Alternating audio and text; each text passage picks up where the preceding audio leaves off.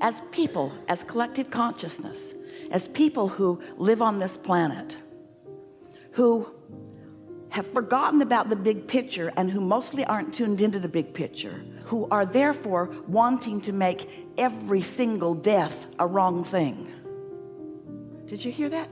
You want to make the thing that is the most obviously inevitable a wrong thing,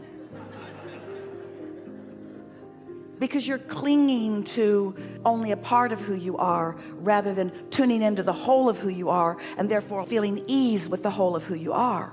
So when someone does tune in to the whole of who they are and feel the ease of who they really are, and then follow their path to that well-intended thing.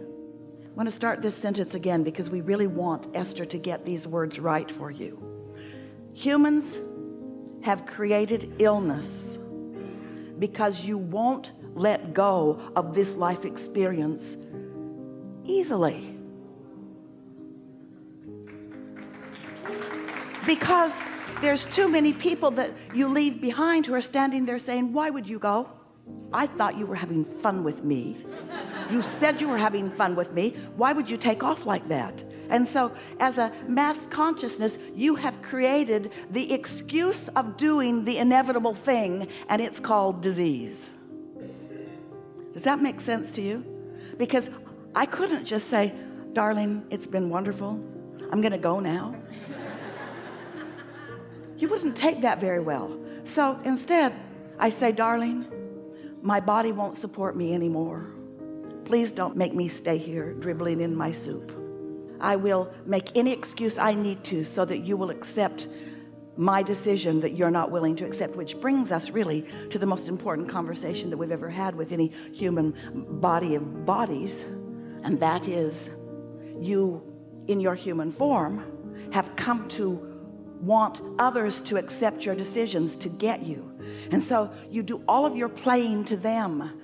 You stand on your head in all kinds of different ways in order to get their approval, to get their attention, to get them to know you. And in the meantime, you let them train you away from your inner being, and you train yourself away from your inner being, and you train them away from your inner being, because you need them to accept or understand the things that are most on your mind that you want to do.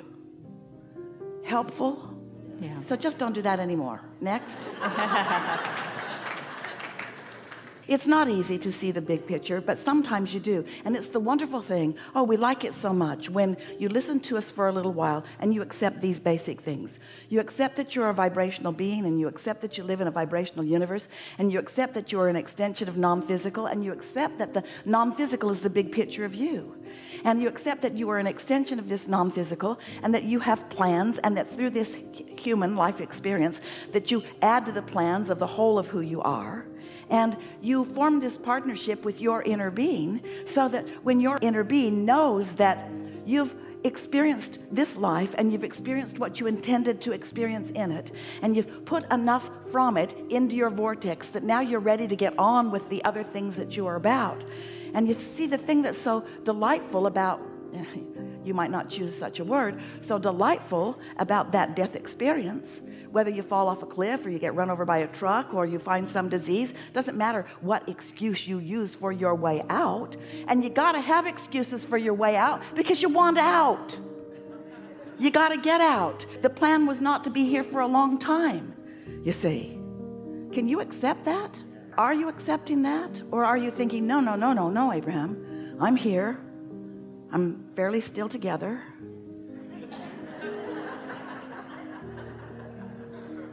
Yeah, pretty much together.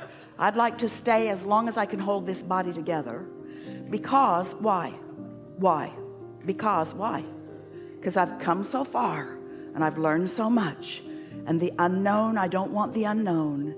And I don't want to start over again. And so I'll just play it out here. But your inner being is making some other decisions, because the criteria is different from that broader perspective. That broader perspective, who is really who you are and who really knows what you're about.